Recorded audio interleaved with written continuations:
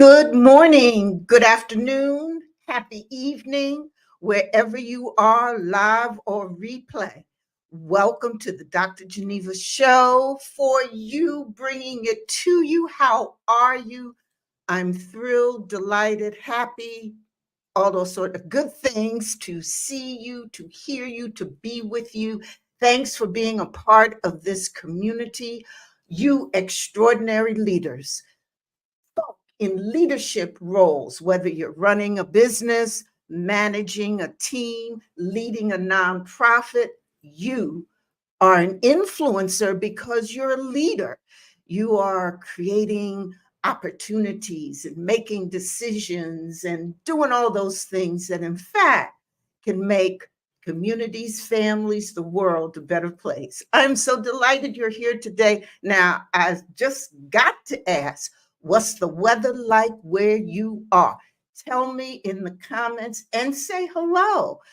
You know, here in Detroit, okay, well, we're experiencing one of those weird times. How are you from Bloomfield, Michigan? We're experiencing those. Let me tell you, it's going to be in the 60s, but with rainy, snowy weather. Oh my goodness.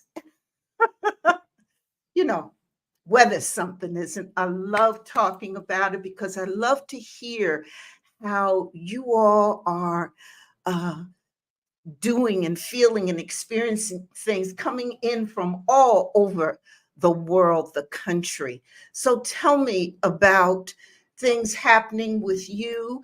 I am so thrilled to let you know that we are streaming live on LinkedIn, Facebook, YouTube, X.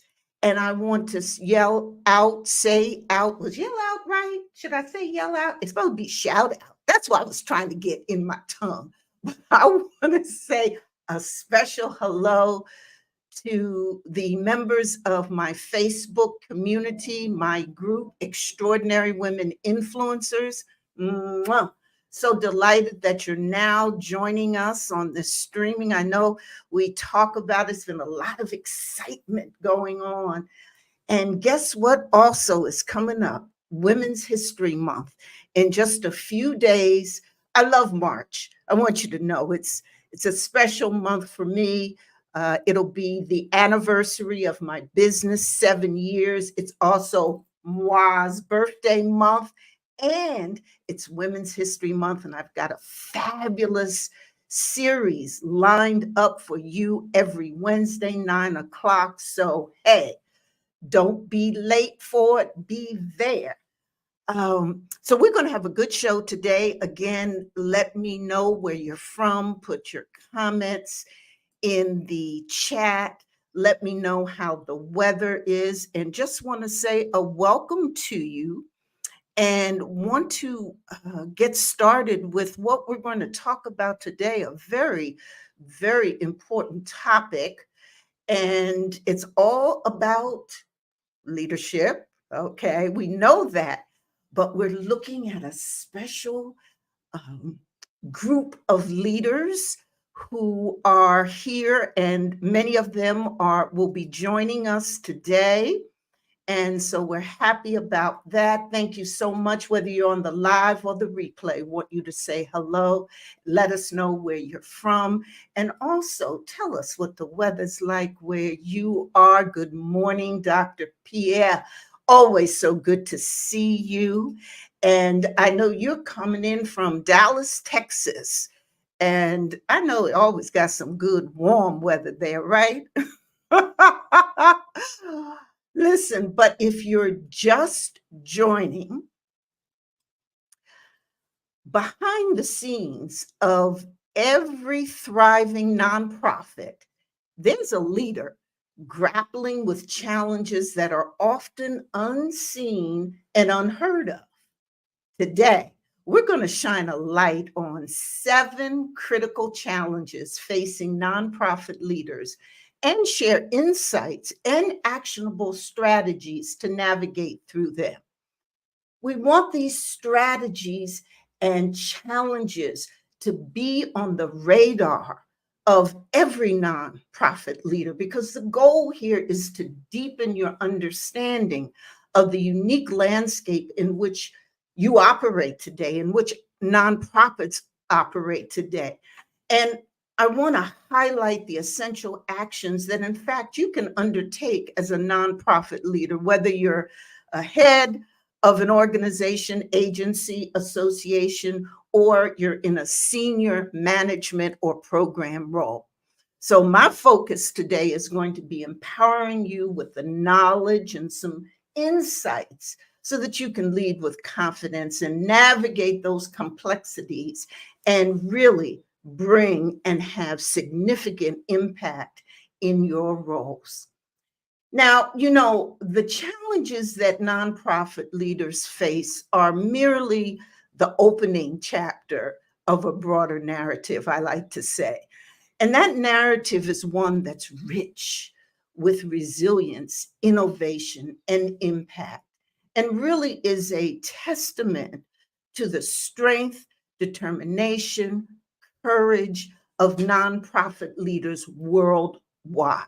So, my first order of business today is to give you a thank you. You as a nonprofit leader matter and you make a difference every day.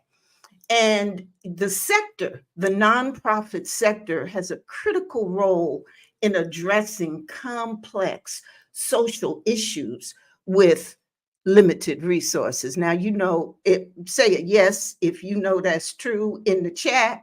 If you run a nonprofit and you know that you deal with a multiplicity of issues coming at you every day, every way, community issues, operational issues, funding issues, all these kinds of complex issues. And you've got to deal with them. And often you have limited resources. And the innovativeness that's in this sector is just incredible. The bottom line for nonprofits is social impact, and nonprofits change lives and communities for the better. I also want to thank, see, I have this earring that's keep dropping off. So, I don't know if keep it on or keep working with it, but let me get through this because I want to thank someone who from our community um, really inspired the conversation.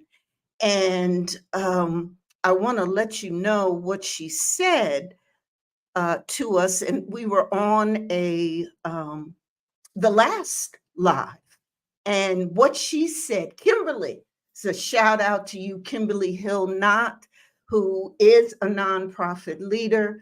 And she said at our last live show, when I asked, well, what topics do you want to talk about? She says, I know you're very knowledgeable about nonprofit management.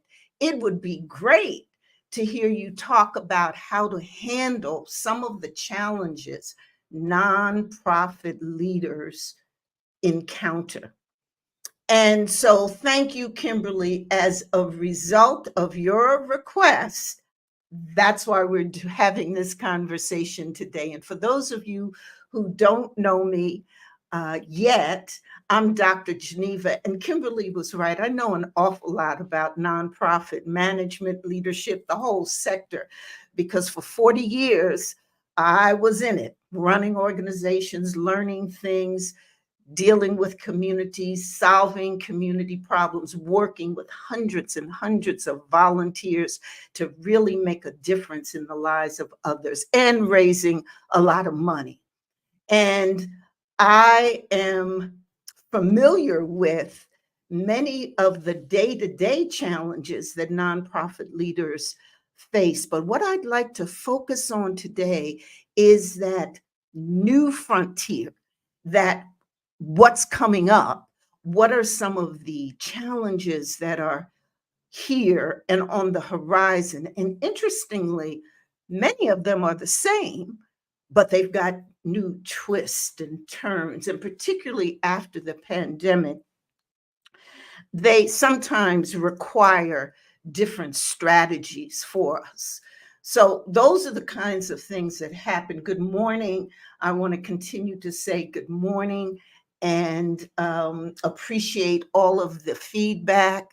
And thank you very much. Okay, so let's get started.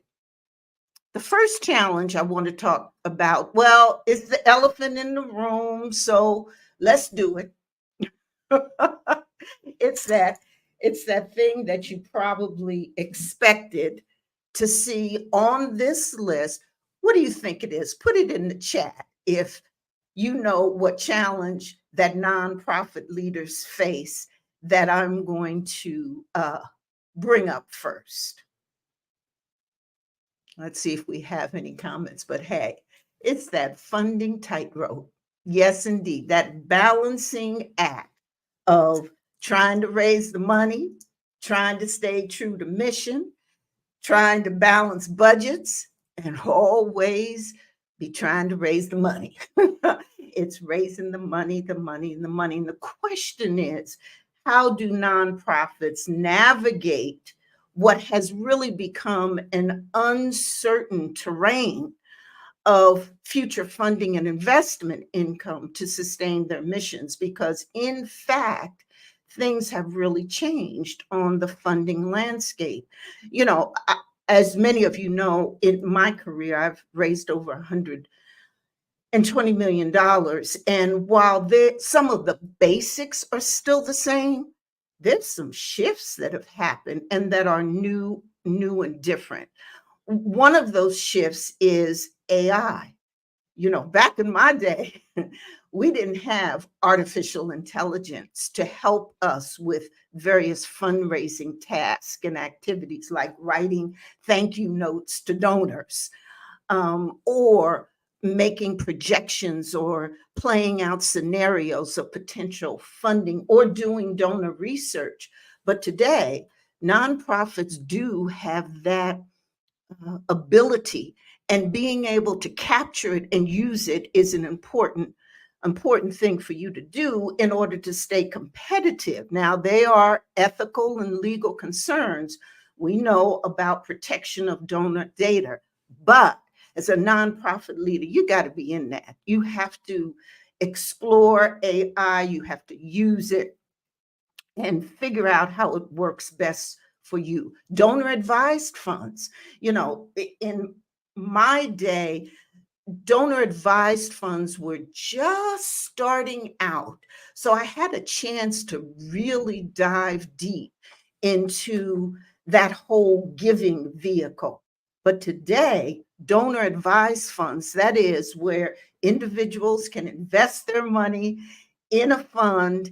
And of course, they get a tax write off immediately, but they can invest their dollars and they are the ones who determine where their dollars go. They act almost like their own personal grant makers. So this produces a real shift in that funding landscape.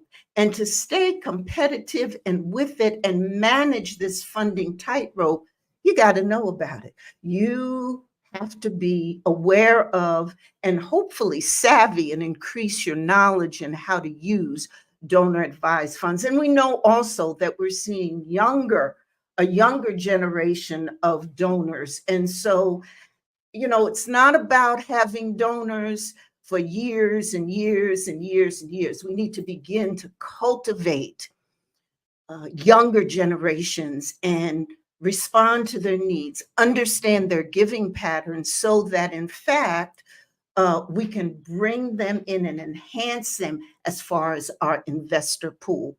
So, fundraising continues to be a challenge. It's always, I believe, the number one thing that nonprofit leaders need to keep their eyes on. I've run into many leaders who are just so excited about, so focused on, and devote much of their attention to the mission and making sure that services are mm, just extraordinary and exquisitely given. Now, that's good, but a nonprofit leader that takes his or her eye off the money ain't going to succeed, because in the nonprofit world, you got to raise the money. You have your dreams, those dreams need financing. So, this funding tightrope will continue to challenge nonprofit leaders.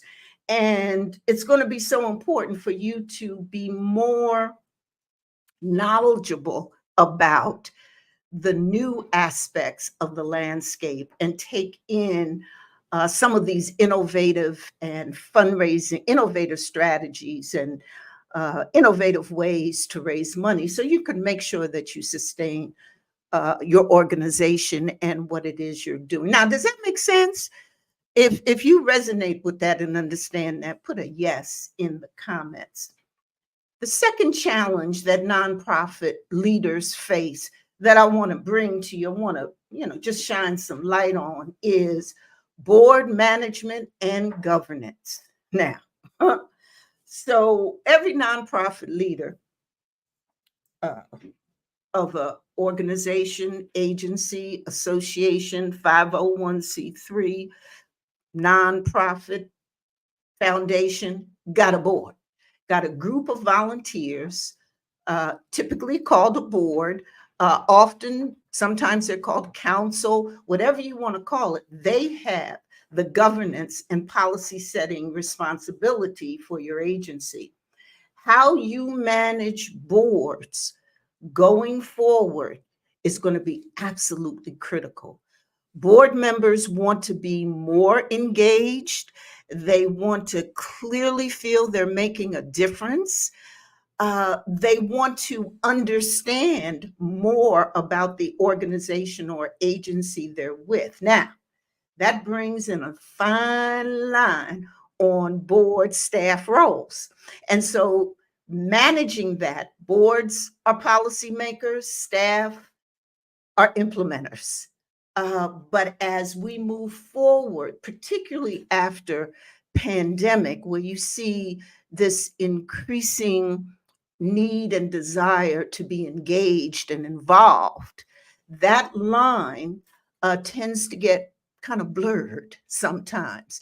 And oftentimes, nonprofit leaders who are in these situations of working with boards, which all of us are, um, sometimes are finding it a challenge to really be able to manage boards and engage them. How do you do that in today's world? And what are the governance rules that matter?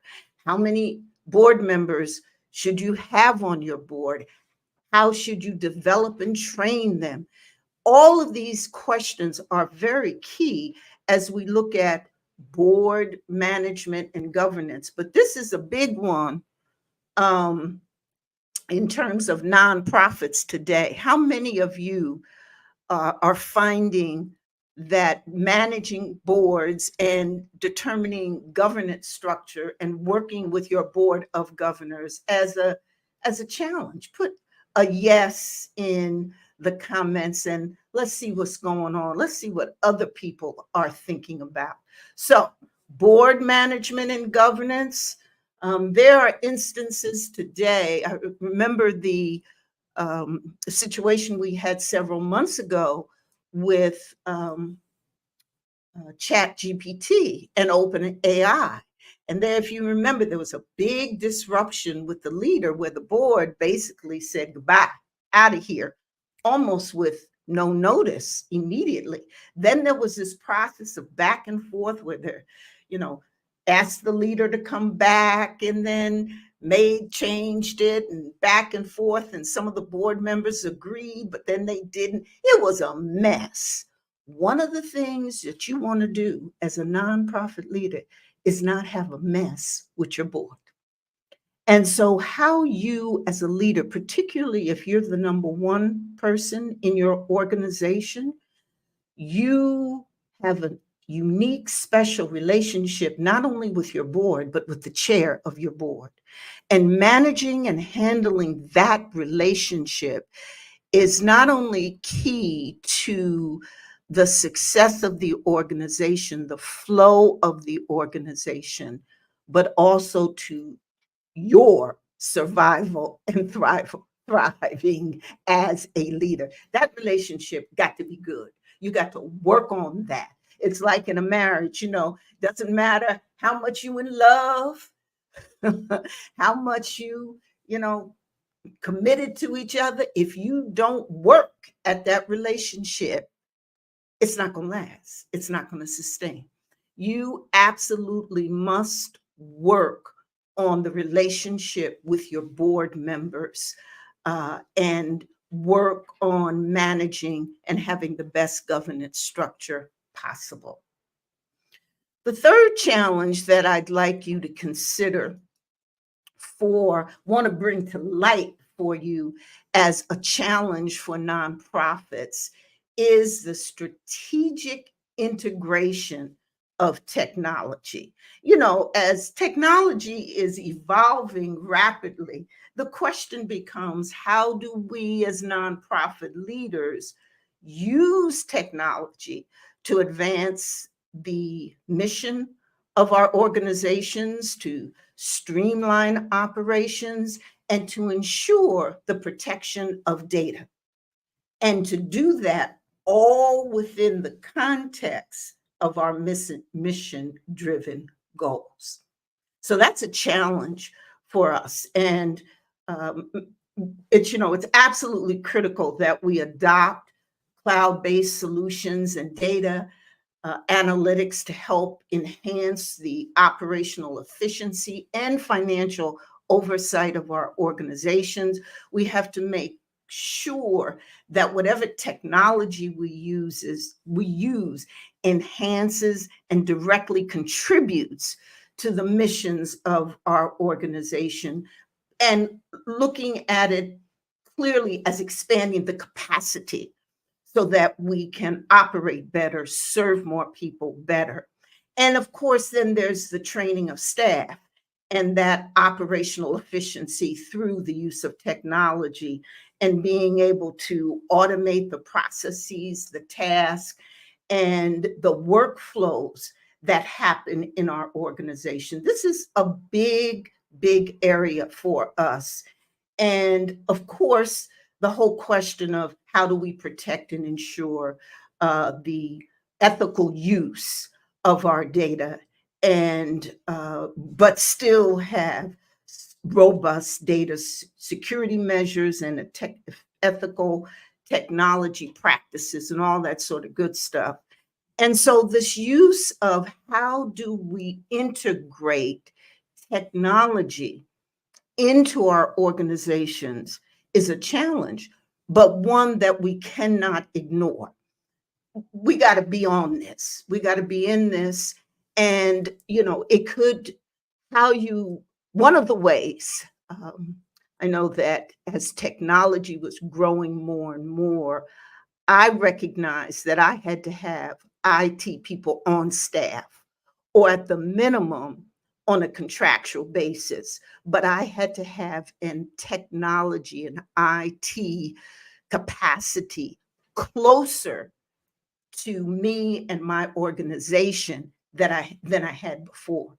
And so there are many ways that you can do this. And oftentimes it meant, and that's what I did, went and got younger staff, because so many of them are born with, uh, technology. They come out that phone in their hand, and they know how to zip, zip, and zap. And there's an understanding there. And when there's a diversity of generations in your mix, making sure that you have younger generation talent, as well as getting the necessary technical assistance, is crucial. And so thinking about how you integrate technology, but do it in a strategic way that will enhance your mission. And if you do it right, again, many of these challenges really can turn into opportunities. I suggest to nonprofit leaders who say, yeah, but I don't have the money, I don't know how to do it, I don't know what have you. There are people in your community, members on your board, who sit in corporations, who sit in spaces, who have connections in the technology world. Leverage. This is why networking, again, for nonprofit leaders, it's so important for us to be outside of our boundaries. But one of the things is you're thinking about looking at building up your network. Think about making some friends with relationships, with connections with people who are in the technology field, because in fact, they can help you. So I'd like to know what you think about technology and how that plays in your organization. And now that we've covered these three challenges, before we go to the next one, I want to remind you that if you resonate with any of this, you can go to elevatenextlevelsuccess.com and join my community. So let's continue. This next challenge is one of my favorites to talk about, because we don't often spend enough time talking about the challenge of leading from within.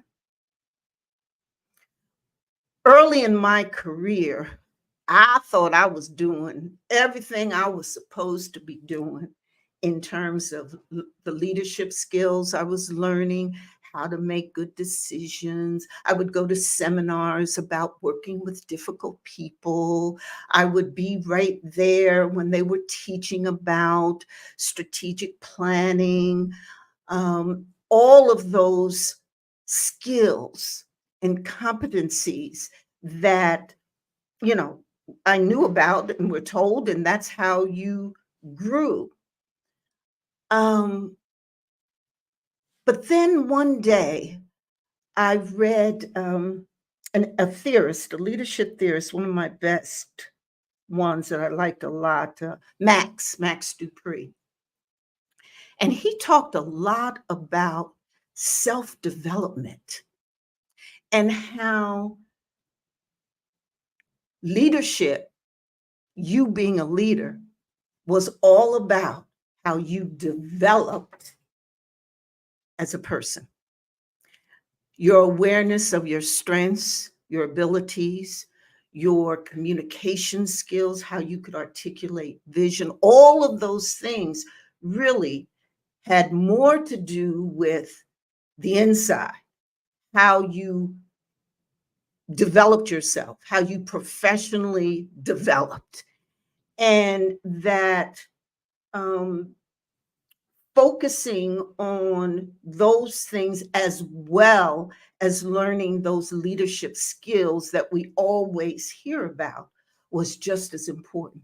So developing yourself as a leader, which really means that you do everything you can to uptick, to upgrade your knowledge, your skills, and understand that there are a lot of behaviors that you have, and that you're looked at and seen, and you need to know yourself. You need to know your behaviors. You need to be emotionally intelligent.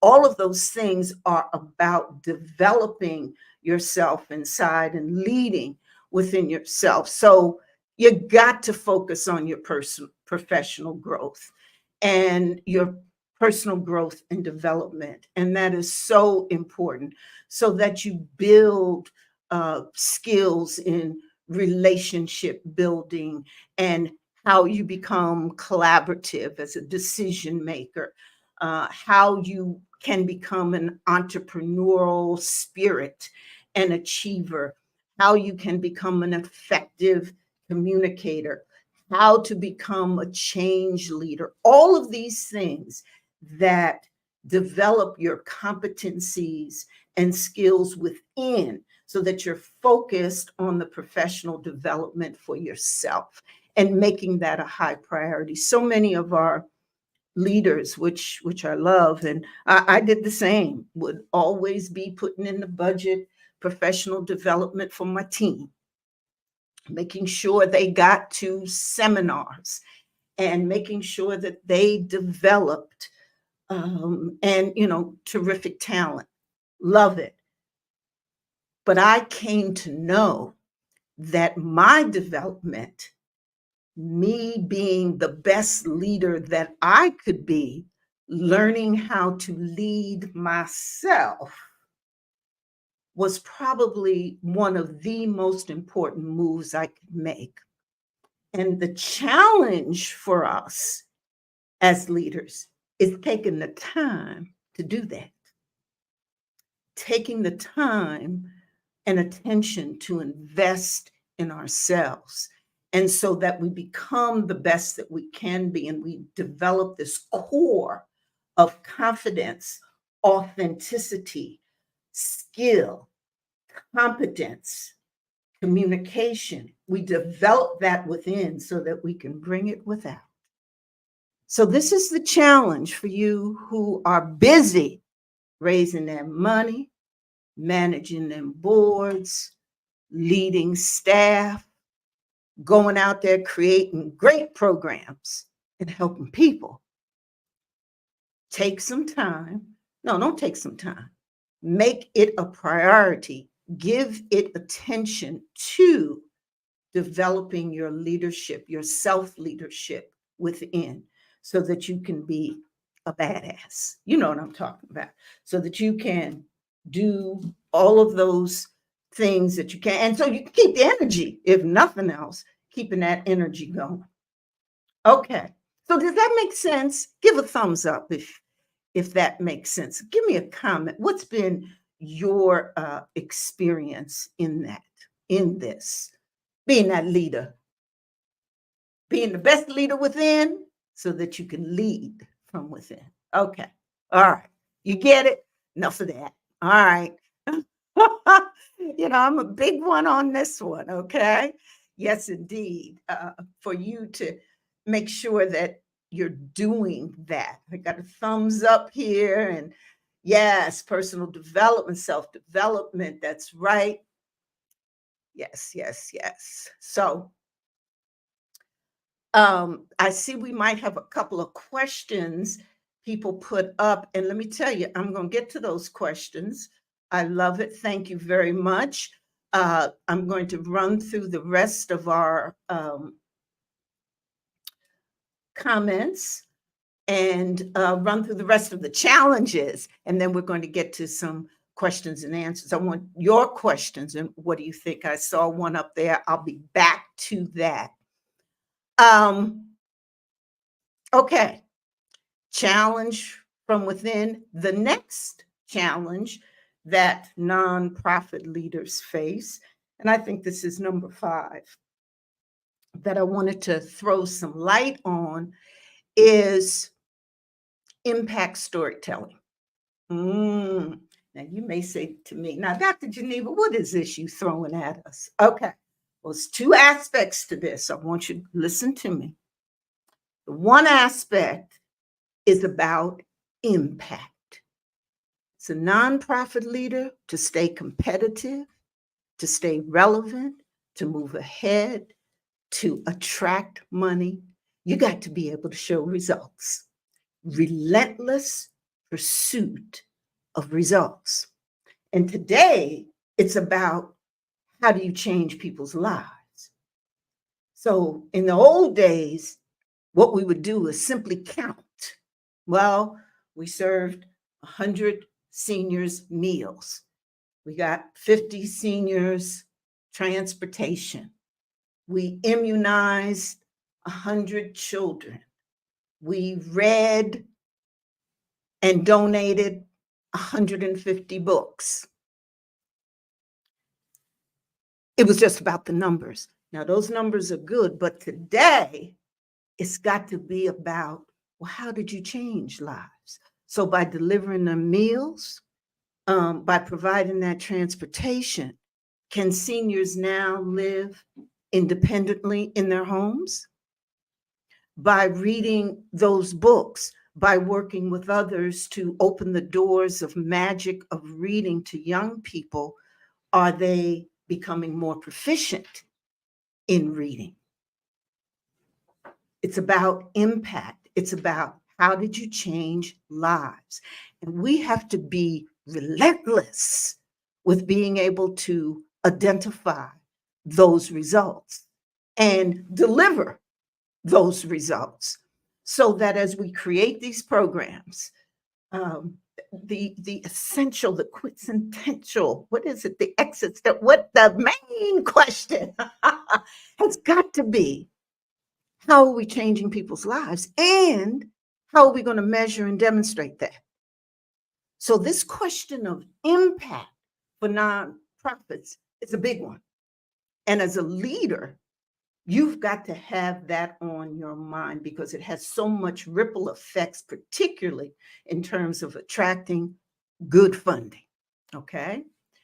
The other part of this challenge, and why I call it impact storytelling, is that you have got to find ways to communicate them results that you got in ways that are compelling, unique, and relate and are authentic. And as a leader, you need to be able to communicate that and pave the way for your team to do the same. So I decided to put these two concepts together, one of impact and one about storytelling. And storytelling, I talk often about this. It's not just about communication. And communication is good. We hear all about it. It's an essential skill. But I'm talking about how you using storytelling as a strategic tool. That is a tool that attracts, compels, causes others to listen. So some may call it, it's part of the marketing. It's part of, yes, the communication you put together. But you, as a leader, should have in your hands 3-4 stories that anywhere you go, any person you meet, any potential donor, because every person you meet is a potential donor. Now we know that, right? Anybody you meet is a potential donor. You need to have 1 or 2 or 3 of them stories that you tell. And of course, these stories are results that have happened. They're authentic, they're real, and they show how you've, through your mission, through your organization, how you've changed lives, how you've made social impact. Okay? So this challenge of shifting our minds to getting into that, really, those leaders that do this and learn it and master it and do it with grace and ease are going to really rise to the top. And that's what I want each and every one of you to do. It's got to be that relentless focus on outcomes now. Don't lose that. That's the first piece. But once you get them outcomes, you got to tell it. You got to tell them stories. Don't keep it a secret. And prioritize a results-driven approach in every initiative that you have, and think about that in the beginning as you're putting together your initiatives, and also think about how you're going to tell the story when you achieve it.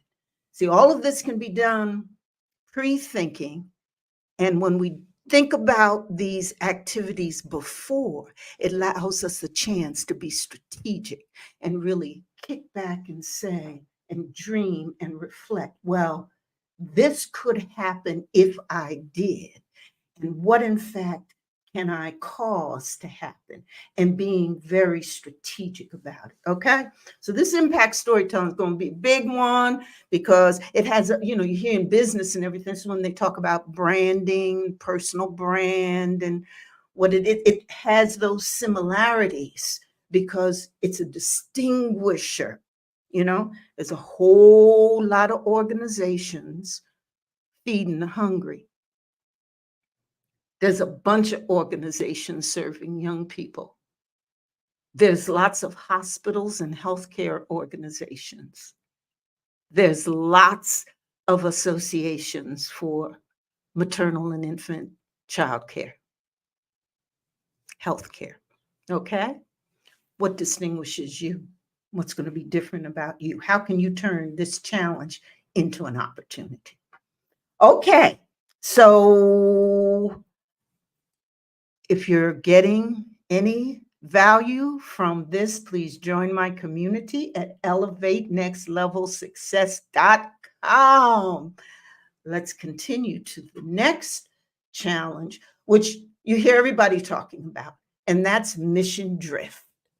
Now, mission drift basically, you get leaders who get real concerned about this, or board members, volunteers who feel, oh, we're drifting from our mission, we're losing our mission, we're losing our scope, et cetera. And this happens typically when pots of money appear.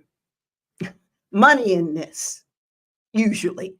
That here's a big funding opportunity over here, or here's another funding opportunity over there. It's usually about money. And yeah, we should get into that. And then arises this concern about, well, if we get into that, if we transform into that, if we pivot over here, then are we losing our mission? Have we lost the essence of what it is we're supposed to be doing, how we're supposed to be delivering our services, advocating for our constituencies, et cetera? Okay. So there is this challenge of, and there's so many competing priorities and opportunities. And so the questions of, how do you guard against this mission drift? Well, I think it's a misnomer myself, this mission drift. I think leaders who engage in strategic planning and who engage their board members and their teams in authentic ways always have their eye on mission and put themselves in the position where they can raise these questions. So mission drift, or the concern about mission drift, or it rising its perhaps ugly head, is not something to avoid. If you feel that there's a mission drift, or you got a volunteer who scratching their head about it, say, great, let's talk about it. Why? Why do you think that? What should we be doing? What are the opportunities in the future? If we go after these opportunities, what will they mean? Having a chance to role play, future forecast, et cetera. I think this challenge of you drifting from your central purpose or mission by the lure of outside influences presents an incredible opportunity for you to step back, reflect, and reset. And so, in fact, I've used on a couple of occasions the potential concern about mission drift with a big funding opportunity to take to my board and lay the question on the table for us to tackle it and talk back and forth about it. And that's one of the beauties of the volunteer staff relationship in nonprofits, that if you work it right, if you're strategic about it, if you're authentically engaged, that energy that comes from staff and volunteers is sweet. It's a sweet energy. It's a beautiful synergy. And so if you use that and strategically get folk together and think about these things, you can answer those questions.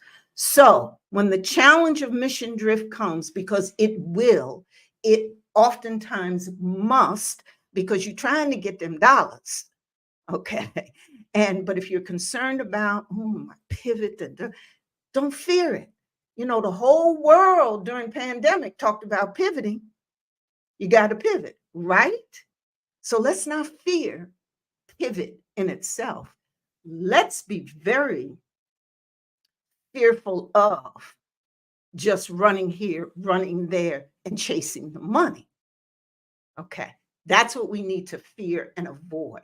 But having the opportunity, the challenge of, are we drifting, to lead you into talking about that question from a strategic way.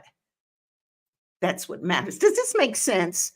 Put yes in the comments if it does.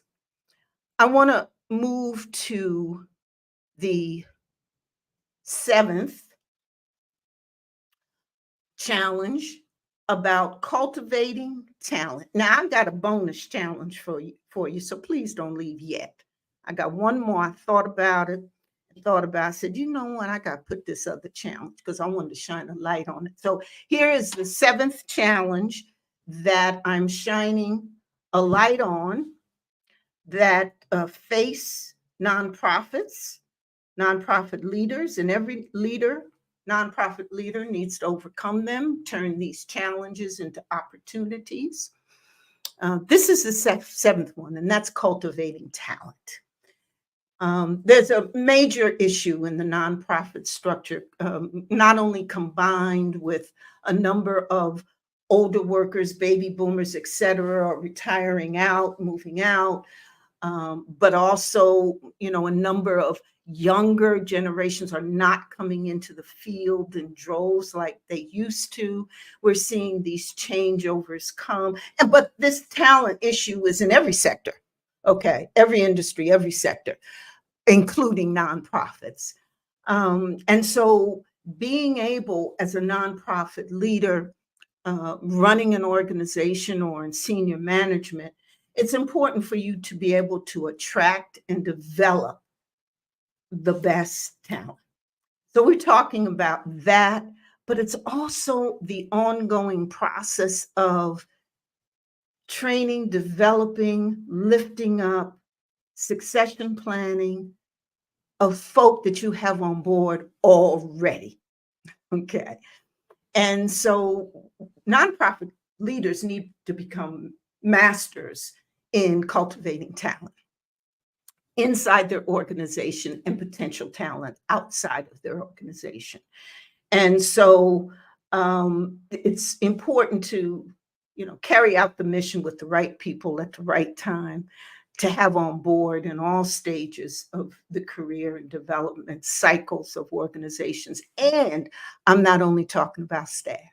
When I talk about cultivating talent, I'm talking about the team, the people, the staff who implement your strategies and your programs and your organizations, your agencies, your associations, your healthcare organizations, your schools, all of those, your foundations, all of those are nonprofits, okay? Not only the staff that do that, but also the volunteers, your board members. Cultivating that talent, recruiting the best people for your boards and for your teams is a biggie. It's a big challenge. It's going to be with us. It affects other sectors. So we're not by ourselves. But what the nonprofit leader needs to do is to have a broad range of activities and strategic efforts that would include recruiting, developing, retaining, and succession planning. For folk who've been in the organization, if you got folk who've been in the organization, they need to be, and they have talent, they want to do some things. First of all, you should know that. You should be asking that. You should know what the dreams, aspirations, needs, and wants are of every member of your team so that you can help them craft their career movement within your organization. And when they leave you, they'll be better. And so this whole becoming a master of cultivating talent and really placing an emphasis on human capital is one of the main things that a leader can do, providing continuous attentive effort to do this. And it's complex, but you can do it. Now, does that make sense? Are you all finding, whether you're on the live or the replay, if you are finding a challenge in finding talent, finding good folk, it's a challenge. Turn that into an opportunity. Focus on it, put a lot of attention on it. Look internally. Look internally to who you have. Build those programs and always keep your eyes open. So those are the 7 challenges I want to bring to light, but I cannot leave without giving you all a bonus. And, you might, when you see it, you'll say, Dr. Geneva, I knew it was going to be on your list some way, somehow, but you ain't going to talk about that like that to us. We the leaders here. You ain't telling us that, but yeah, I'm talking about it. The challenge of burning out as a leader. Listen, you can't deny it. You spending all your time raising that money, making those achievements, developing those programs and initiatives that are just great for people out there advocating at all levels for your cause, the mission, what you believe in, associating all across the country with like-minded people. You're doing it as a nonprofit leader. The innovation is incredible.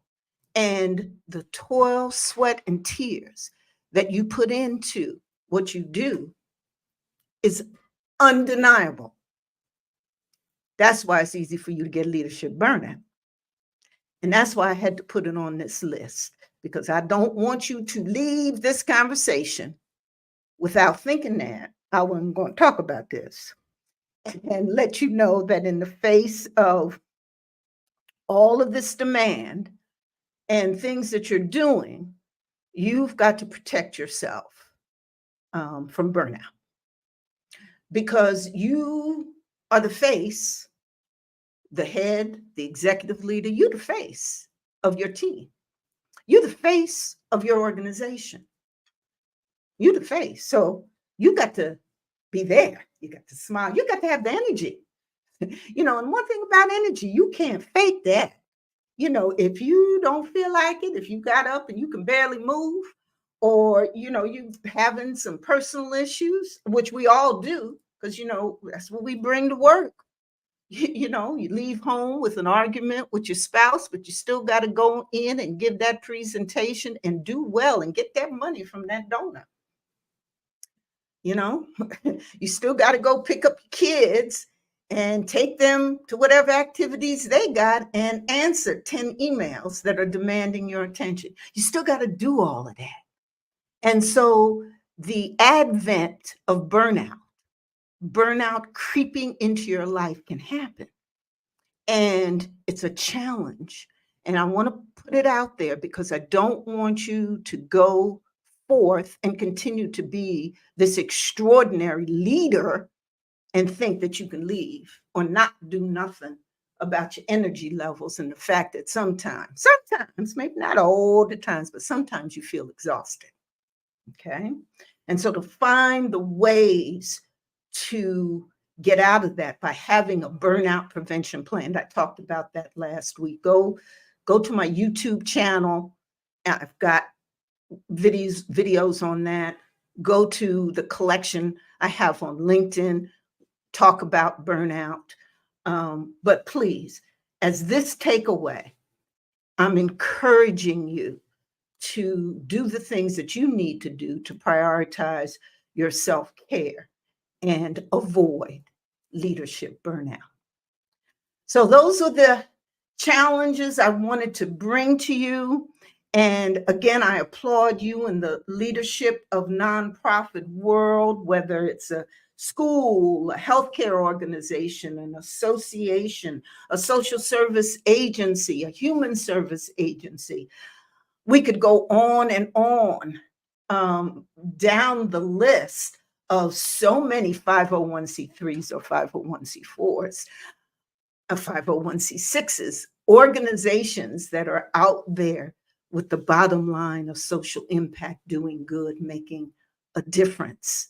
And sometimes we think that because we lead these organizations that do good, that have social impact, that we're something less than a highly efficient manager and leader.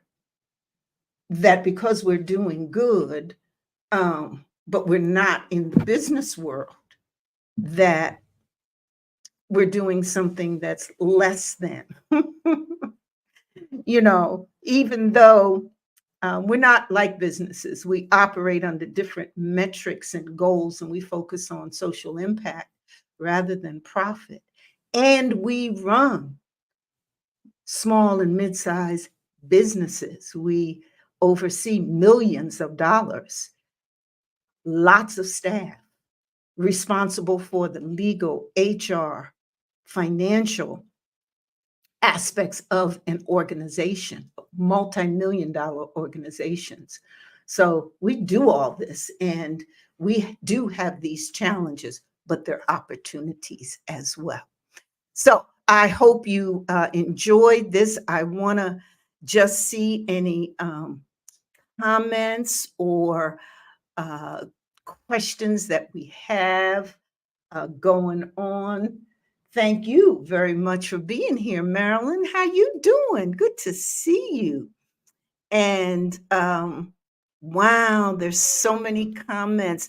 Good morning, Dr. Allen. Good to see you. It's such a pleasure to see you. Now, Dr. Allen runs a national nonprofit, the National Entrepreneurs Association. And she knows what I'm talking about. She does a phenomenal job with training entrepreneurs. And I'm sure many of these challenges she faces as well. It's good to see you. Thank you for joining. Yes, technology is so important. Okay, so here's a semi question, I think. A Facebook user who's joined us. And listen, don't forget topics you want to discuss, topics you want me to give insight and strategies on. Please leave them in the chat. That's how this conversation came about. And, of course, I was thrilled to do it. Being so long in the nonprofit world, I was delighted to do it. But this user says, one of my biggest challenges was replacing family members, young and old, who initially shared an interest in the mission, yet didn't devote their time to the work of the organization. And, Facebook user, that happens with a lot of folk in an organization, not a lot of folk, but that happens with different folk in an organization, whether or not they started with you, their family members, they team members that you brought with you. As you grow and as the mission and your vision grows, oftentimes people don't see that. And that's the point sometimes where leading becomes a lonely road, because you've got this vision and mission that you see in your head, and it's so crystal and clear, and you see what it is that you want to do and what needs to be done. Not everyone can share that, certainly not at the same time and in the same color and depth. that you can. Um, and I know it was a challenge replacing people who were with you and you thought you would start on this path. And so, yes, and I understand the difficulty of making that transition. I'm hoping, however, you took the step and made it, because I'm sure there's many people who would also be interested in the mission of your work that you can recruit. But you brought up another thing about devoting time to the work of an organization. That is so important. And having those conversations early on, particularly if you have an idea of how much time you see or you'd like someone to donate, volunteer, give to an organization, is very helpful, because again, we have these visions and expectations in our head, but oftentimes others don't know it until we communicate it. So good luck to you. Keep me posted on how that's developing. I'm sure you're doing a great, phenomenal job changing people's lives. Thank you for all your comments. I appreciate it. And please give me some suggestions for topics. Thank you, Bernadette, who always is giving, very giving with all of her information and sharing. Oh, and I love this David and Goliath strategy. Okay, so we'll have to talk more about that one. And so, Dr. Allen, thank you so much. I'm going to say goodbye to all of you. Thank you so much for being here. Next week starts my series during Women's History Month. Please don't miss it. I'm going to bring in some of my compadres, some of my colleagues who will talk with me with them, us with you, about some really significant issues facing women in leadership. See you then. Mwah. Extraordinary leaders. Love you. Bye.